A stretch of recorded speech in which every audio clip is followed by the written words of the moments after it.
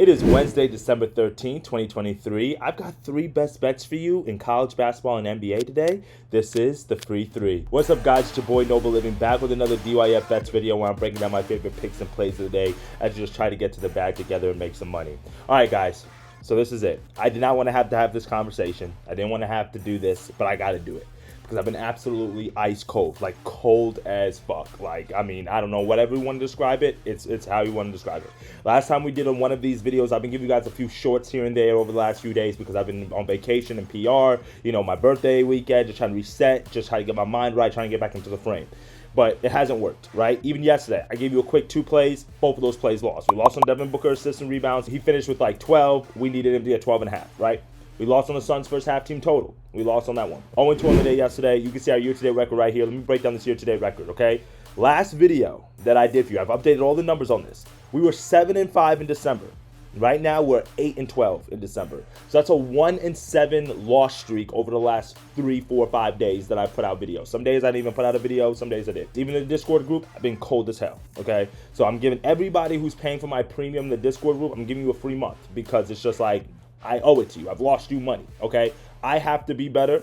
I have to lock in. I apologize for losing, right? It's a part of the game, I know, but in my 10 years of betting, I've never lost this much in a row like this. Now, I go through cold periods, but then I normally bounce back with a few good winning days, but it just hasn't been that way. This is why you've got to practice bankroll management. This is why you got to understand it's a marathon, not a sprint. And this is why you have to know, do your due diligence. I'm giving you these picks and plays for free, right? If you don't like it, don't take it.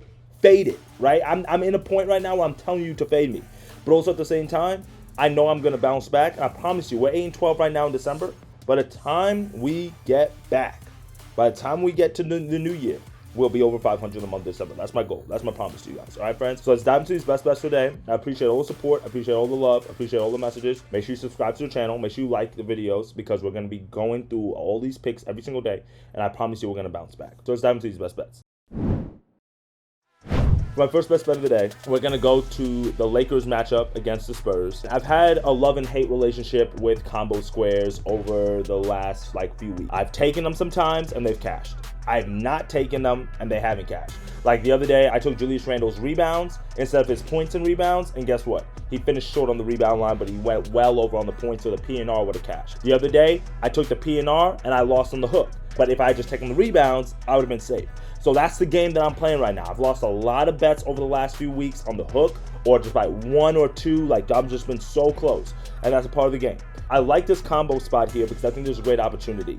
Now, when you look at the line of this game, let's break down this Lakers and Spurs game, right? I'm going to start off this analysis by saying this. This is the best bet. Victor Wembanyama over 32.5 points and rebounds, minus 125 odds. I do like Wemby's rebounds by itself. The line opened up at 10.5. I'm seeing 11.5 on some books. I'm seeing 12.5 on some books. So that's why I pivoted here and I've gone to the points and rebounds instead of just the rebound line. But you can take just the rebound line. I'm not opposed to that. But I'm going with the points and rebounds line, okay? Now let's look at the overall game line in here on this game. But this line is only 2.5 in favor of the Lakers. Meanwhile, the Spurs just made history themselves, setting a franchise record for the most losses in a row with 17.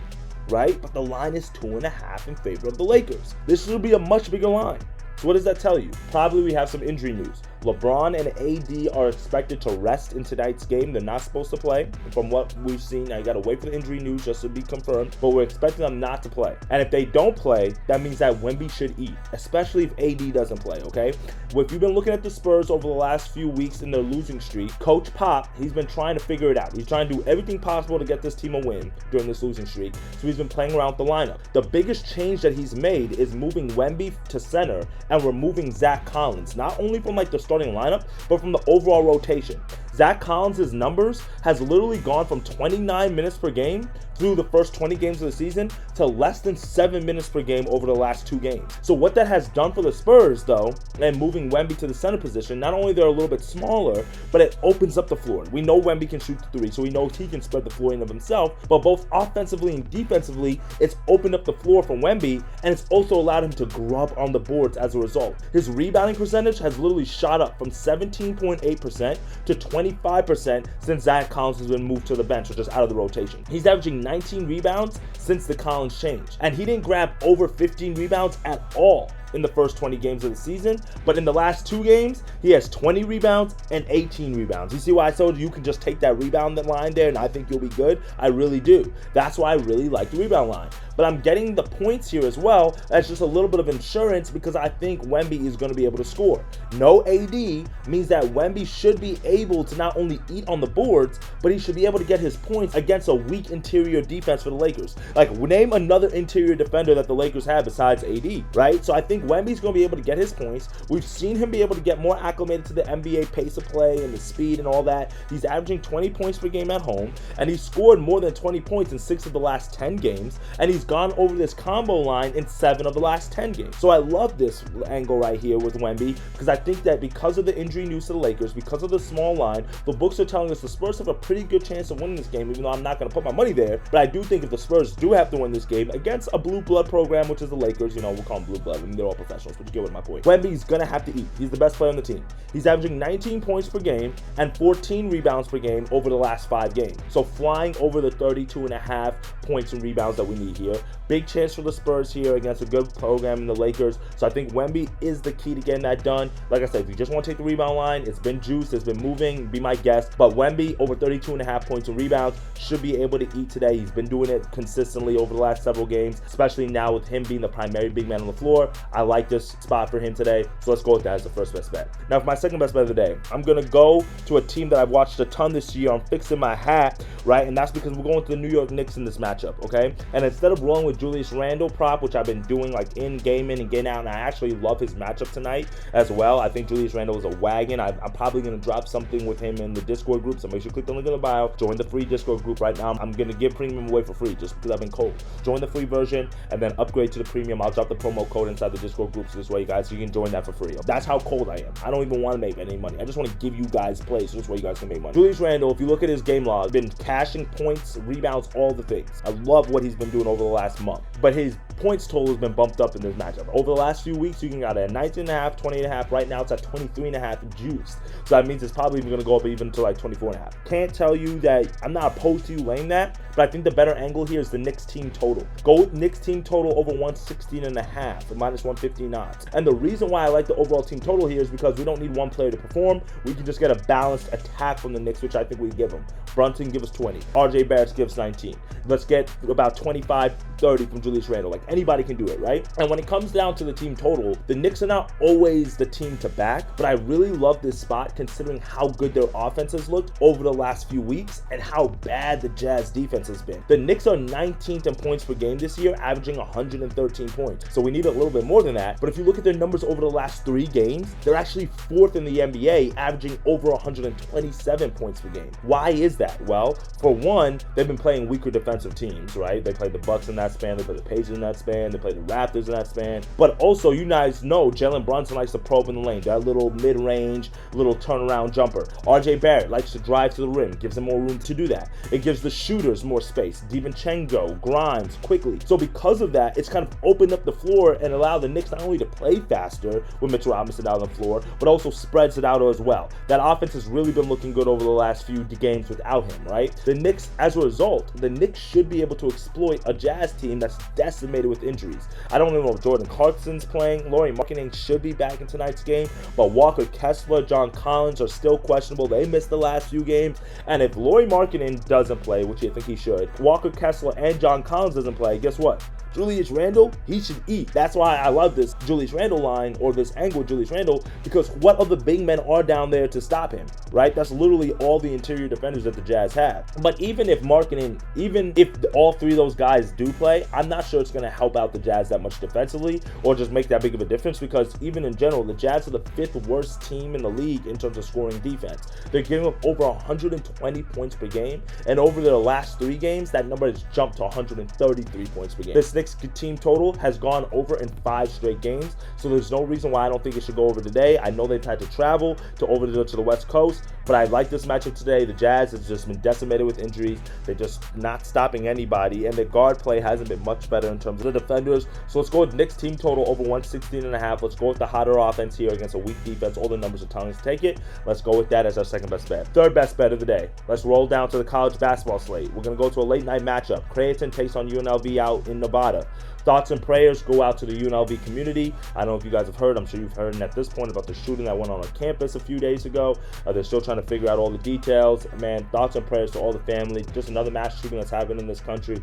Not going to get into that, but, you know, just sad to hear, just sad to see. People shouldn't have to go to college and worry about and be fearful of their life, but it happens, right? But we just have to keep playing the games. We have to keep betting the sports, okay? And because of that, I'm going to go with the Creighton Blue Jays. Team total over 82.5, minus 115 odds, okay? This total is just way too low for the Creighton Blue Jays. They're averaging 87 points per game on the year, which is 11th in all of college basketball. They can play the ball. Like, they can kill you every type of way. Interior, three-point line, from the two-point line, from the free throw line. They have a great team. That's why a lot of people are on them to get to the Final Four, and we're just so early in the season.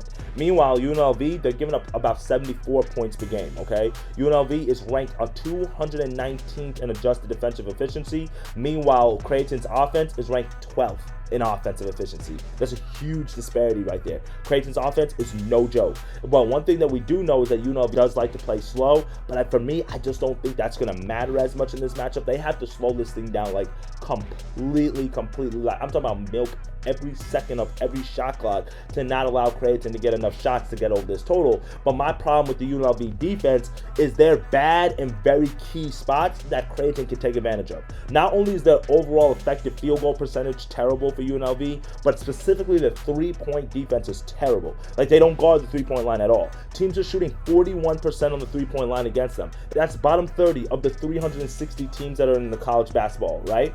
Meanwhile, Creighton is 13th, hitting 40% of their three-point shots. So just that alone, I love that fact of the team total, that Creighton should be able to get a lot of three-pointers up and should be able to hit them at a high rate. Now, we've also seen other teams that UNLV played that have come close to this total, have gone over this total. In their last game, they played Loyola Marymount. They scored 78 points on UNLV. They actually did win that game. UNLV lost that to Loyola Marymount. They lost that game. 78 points they gave up. But guess what? Loyola is not even in the top 100 in offensive efficiency. Again, Creighton is in the top 15. Look at the other teams that UNLV has played. Southern scored 83 points on them at home.